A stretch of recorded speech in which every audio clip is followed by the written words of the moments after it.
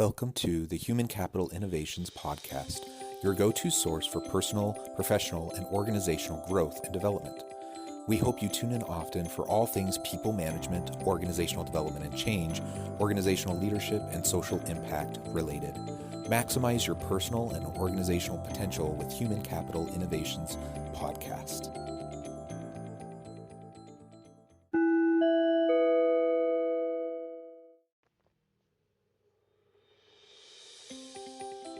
Welcome to the Human Capital Innovations Podcast. In this HBR Minute HCI podcast episode, I explore the recent HBR video, How to Be More Productive.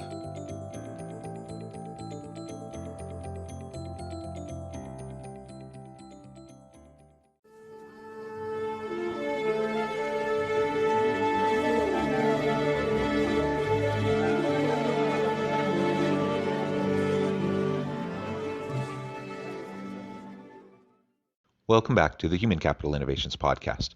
It's great to be with you again today for this HBR Minute HCI podcast episode. Today I'll be exploring the recent HBR video, How to Be More Productive. There's a huge amount of productivity systems and time management strategies out there, but what actually works and why? HBR Innovation Editor Christine Liu test drove a handful of promising productivity methods, the classic Pomodoro technique, and two online platforms, Caveday and FocusMate.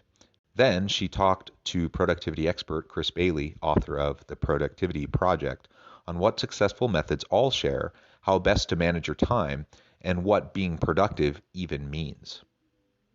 Thanks for joining me, and I'll catch you on the flip side of this first clip. Being productive is hard. Even the best laid plans go out the window if I'm clicking on, I don't know, like something that happened in the news or even YouTube, my cat, video games. What else do I do? You just want to feel good, to feel accomplished, to get your work done. I want to get better at this. I don't know, is there something better out there? I wanted to try a variety of popular productivity methods, including one a friend recommended and another that I've read about in the news. And then one that's just the classic. I mean, what's the worst that can happen? Everyone wants to be more efficient, more productive. The question is how. This is actually a question I get asked all the time, and it actually embarrasses me. For whatever reason, I'm a very productive person. I get a whole lot done, and a lot of people ask me, how do I fit it all in? I'm married, I have 6 children, I'm a very involved father, help out equally around the house with all the house tasks and with the child care and just being involved in my child's lives in addition to all the various work projects and research that I have. And so people just ask me all the time. I'm always embarrassed because I don't think there's any particular trick to being more productive, but she outlines just in that introduction some of the types of things that can keep us from being productive. She talks about distractions. She talks about focus. And for whatever reason, I have been quite good at being able to tune out distractions and being able to stay focused on what I'm working on. And I'm a pretty organized person. And so those factors in and of themselves, I believe, are probably the predominant reason why I've been able to be so productive over the years. But she's going to explore several common techniques as well as then talk to an expert in the field of productivity about additional tips and tricks of, what we can try to do as we want to be more productive in our lives. As we start this off, I also just want to mention that I think there are a lot of worthy goals in life, and being productive, I think, is a good goal. But I think it's really important to couch it within the broader context of our lives. And there are much more important things in my mind than being productive. I happen to be a productive person, but honestly, I prioritize my family first. My relationships with my kids, with my wife, with my friends, my community, those relationships, and particularly my family relationships, those are number one for me.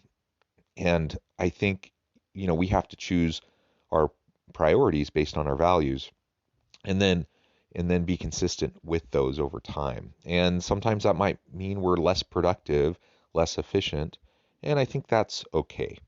But again, the focus of the episode today being on productivity, when we are trying to be productive, when we're trying to get our work done so that we can then focus on other things and other aspects of our lives, there are some general things that we can try to do. So in the upcoming clips, she's going to walk through some of those for you, and I'll discuss. The first one you might have heard of, it's called the Pomodoro technique. Pomodoro is, I believe, Italian for tomato. So what is this magic trick? And it's like a timer, and that's kind of it. Well, number one, choose a task you'd like to get done, something big, something small, something that deserves your full attention. Okay. Two, set the Pomodoro, so it's like a literal real timer, for 25 minutes. Make a small oath and will not be interrupted. I can do it. It's just 25 minutes. I love that pep talk is like built in. Work on the task until the Pomodoro rings. Breathe, meditate, grab a cup of coffee, go for a short walk. Your brain will thank you later. Okay. Your brain will use this time to assimilate new information and rest before the next round of Pomodoros.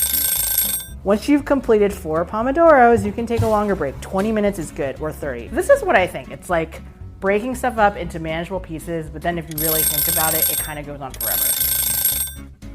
For me, it makes sense to think about Pomodoro as an approach to a real meaty task that you really have a hard time motivating yourself.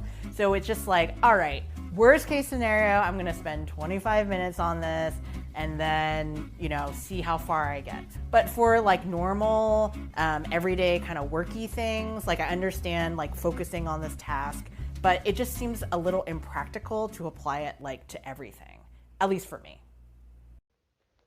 If you find yourself struggling to focus for a period of time on a particular task, the egg timer technique can be a good tool to help you learn to focus. The trick here is to really just make sure that you're taking small snippets of time. Most people aren't capable of focusing for half hour, 2, 3, 4 hours on end. Most people do need breaks. They need mental breaks. And the egg timer technique just simply forces you to focus for small amounts of time. Now, she said, I don't think there's any magical amount of time. So what she said in the clip, you can start with 5 minutes, 10 minutes, 15 minutes, work your way up if you want. If you find yourself really struggling to focus on a task, and if you get distracted by pings on your phone, emails or whatever, you can just set everything aside, focus on what you're doing for 5, 10, 15, 20, 25, 30 minutes, and then take a short little break, and then move on to the next thing. For whatever reason, that's something I've never really had a problem with. When I'm ready to focus on something, I usually can just focus and tune other things out for an extended amount of time. But this can help you develop that skill so that you can focus, and then you can work in small little chunks as opposed to the daunting task of saying, hey, I have this huge project I need to do. It's going to take me all day. Of course, there's no way you're going to be able to focus completely and solely on that project or that task all day long. So you just break it up into intermediate little chunks.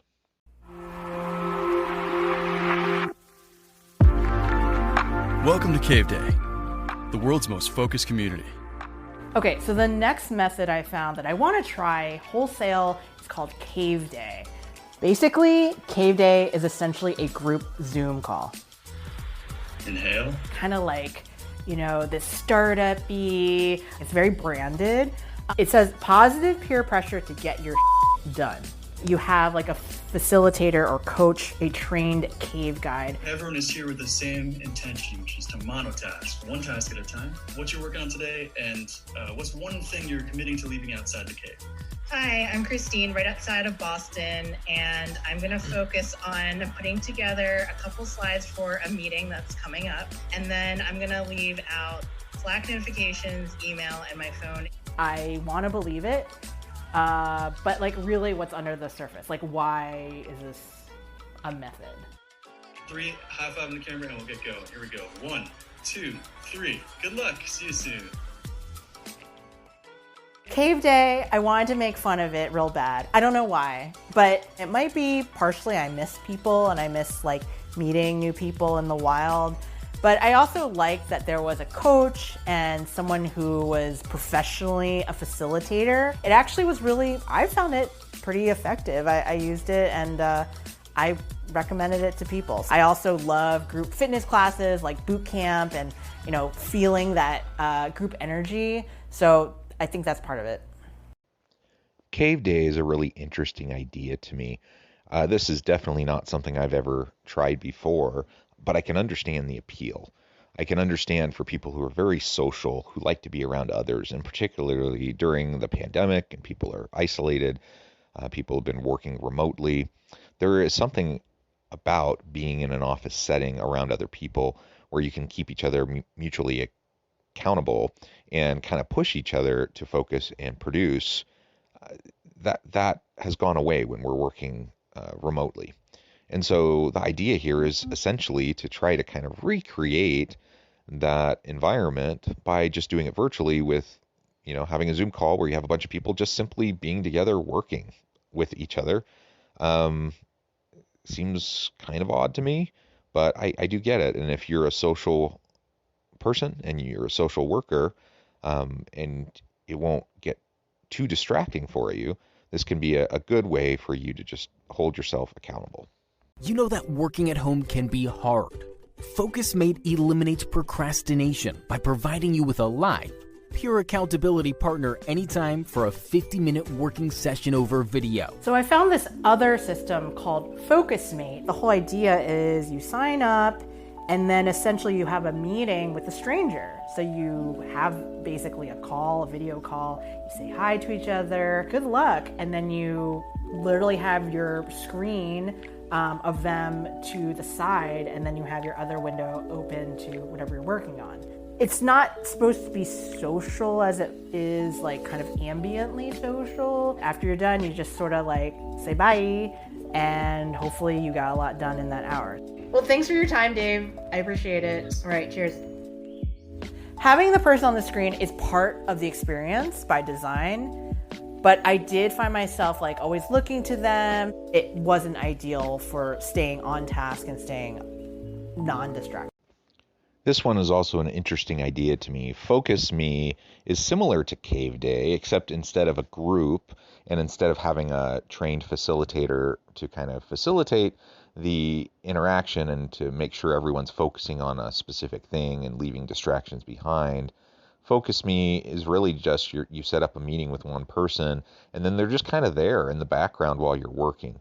The idea, though, is somewhat the same in that you just have some accountability because that person is there, hopefully not distracting you, but just kind of there and monitoring what you're doing, and you know that they're monitoring what you're doing, not in a micromanaging kind of way, not your boss looking over your shoulder, but just someone who knows what you say you're going to be working on and then is there while you're working on it. Again, if you need a little bit of a social push, if you need a little bit of an accountability push in order to focus and to get some things done, this might be an approach that could work for you. For me, Cave Day, Focus Me, these aren't things that I think would be helpful to me at all. But I do recognize the idea, the principle behind accountability. I recognize the social aspect of work that really is important for a lot of people. And so know yourself and know what is going to help you be more effective. And if you don't quite know what's going to help you focus and what's going to help you push out distractions, then you can try some different things, right? And see what works for you.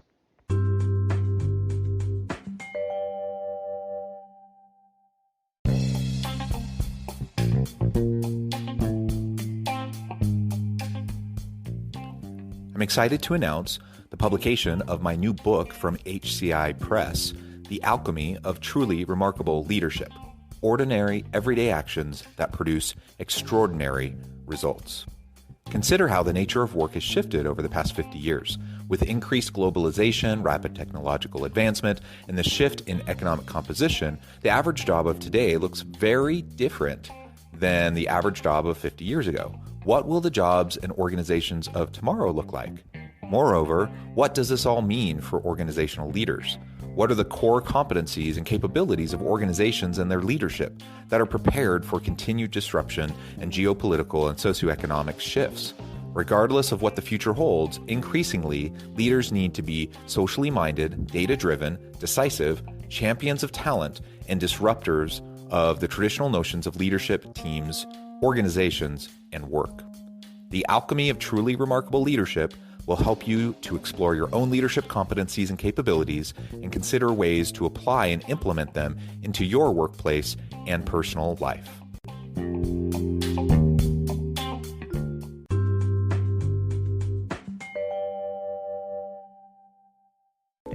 After that entire experience, which was super fun, I had so many questions.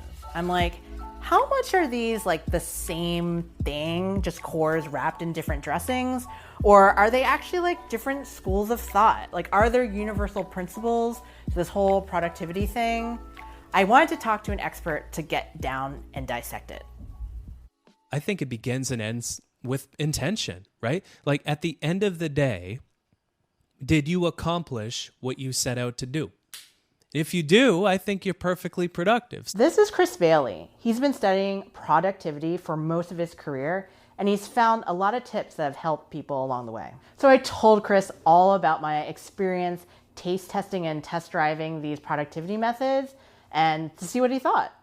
Of all of them, I really liked Cave Day. Does that say anything about me? I think people are the most underrated part of productivity. It adds that instant accountability, first of all, makes it less boring, far more structured.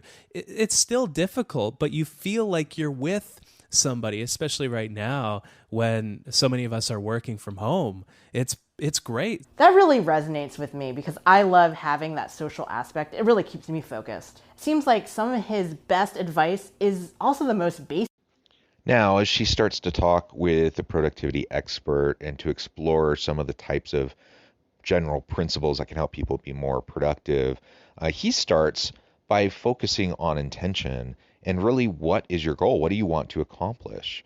I think we get wrapped up in this whole discussion of productivity and efficiency, and people have a big long list of all these things that they want to get done, and then inevitably they don't get them all done. Then they feel like they haven't accomplished anything. They don't feel like they've been productive, and then that becomes demoralizing, and it becomes a bit of a downward spiral. So he's saying, hey, let's focus in. Like, what's your real intention, and get micro with it. You don't have to have a 20 item list. Like, focus on what do you want to accomplish today? What do you want to accomplish in before lunch? What do you want to accomplish in the next hour, in the next 30 minutes? And then just focus on that. And then as you knock it out, you'll feel the endorphins of being able to check something off your list. You'll be able to feel good about accomplishing what you set out to do, what your original intention was. And that is powerful stuff. And that can help you focus for the next item that you need to accomplish. So let's start with intention and not allow ourselves to get too wrapped up into what everyone else expects us to do. Let's have reasonable expectations for ourselves and then move forward. Like at the start of the day, fast forward to the end of the day and think, okay, what 3 main things will I want to have accomplished by the day's end? And it forces you to think, wait, so I can't do all 20? I have to pick just 3? How can I do? But it makes you. When was I the most productive? Did I work out in the morning? Did I meditate? Did I sleep? By God, sleep. You know, sometimes people look for all the productivity hacks under the sun, but all they need is 7.5 hours or 8 hours of sleep. Being intentional, setting realistic expectations, and then, setting out to do the things that you said you wanted to do. And if you did that, you're productive. Woo! And if you need a timer or a cave or a nice stranger on the internet to help you, go for it. So what are some of those principles that might be applicable across the board for most people? First of all, it's self-care. He mentioned sleep. Focus on like when is it best for you to work out? Meditate, do mindfulness practices of some sort or another. This is all self-care. So having a good diet, getting enough sleep, practicing meditation or other sorts of mindfulness practices, going on walks with your dogs, whatever the case may be, you need to practice self-care. You need to learn about how that impacts you, and then that can shift your expectations. Just getting enough sleep alone, if you consistently are getting 4 or 5, 6 hours of sleep and just dragging through the day, of course you're going to have a hard time focusing. Of course you're going to have a hard time being productive and not getting distracted because your mind hasn't had enough rest. But if you can start to train yourself to get more and better sleep, you're getting 7.5, 8 hours of sleep. It is amazing what you can accomplish when your mind is rested. So people often ask me again, how are you so productive? And then they often follow that question up with, do you ever sleep? And I always say, well, yeah. I mean, I'm not the best sleeper. Sometimes I have bad night's sleep just like anyone else. But I make it a point of trying to get 7 to 8 hours of sleep every night.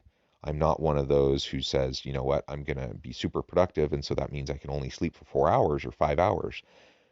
Some people can do that. The vast majority of human beings cannot do that and then stay focused and productive throughout their day. They just kind of walk through their day like zombies. It is far better for you to get your 7 to 8 hours of sleep or whatever your body needs.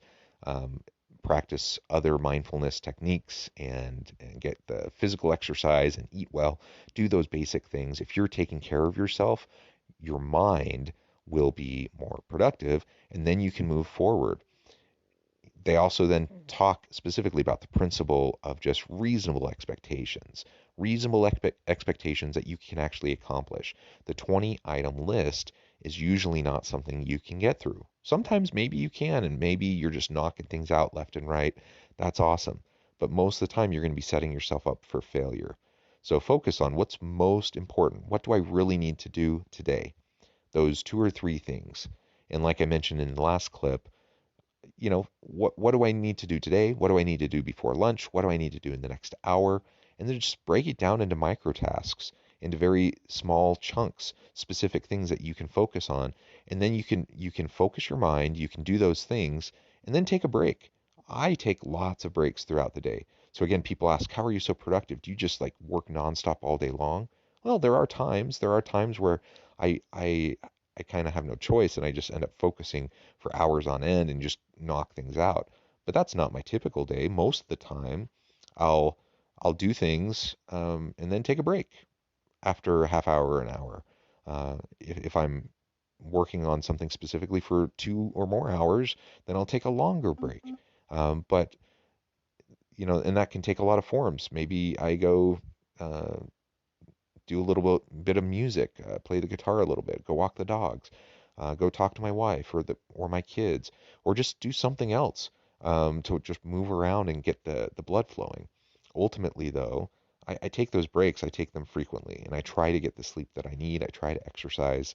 I'm not perfect. I don't always do it perfectly, but generally speaking, that helps me to be able to be more focused in as I go throughout my day and to not drag and to not be sleepwalking through my day.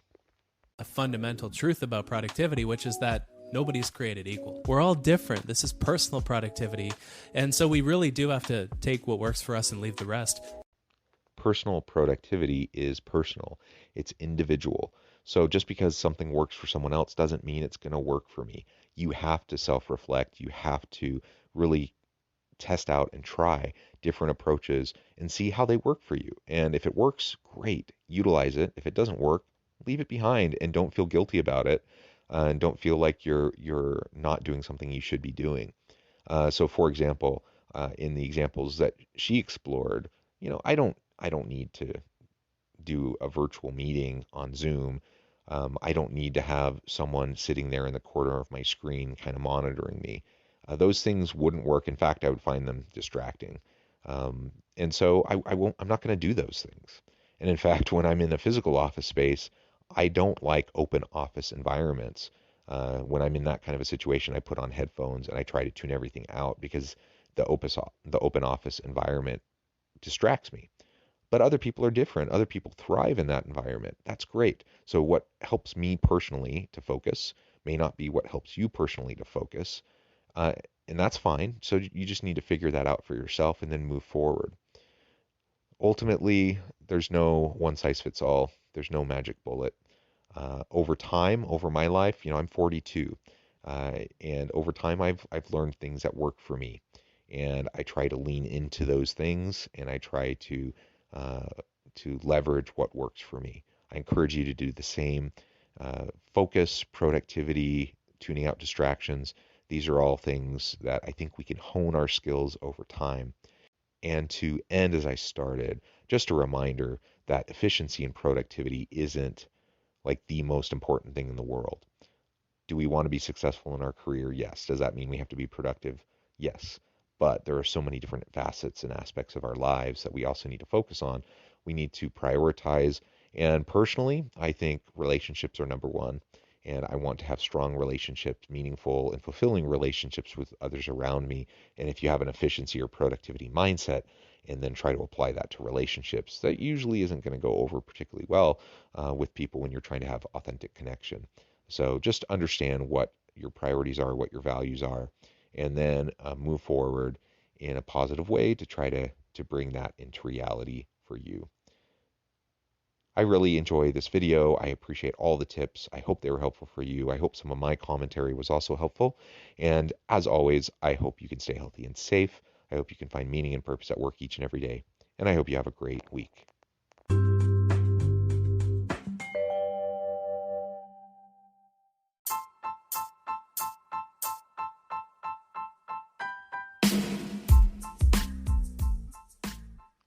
We are excited about the launch of HCI's new magazine, Human Capital Leadership.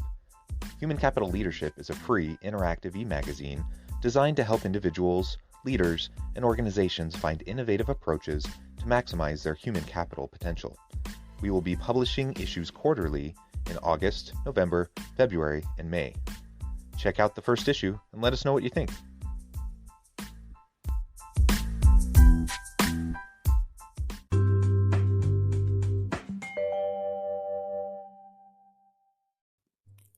Thanks again for joining us for this episode of the Human Capital Innovations Podcast.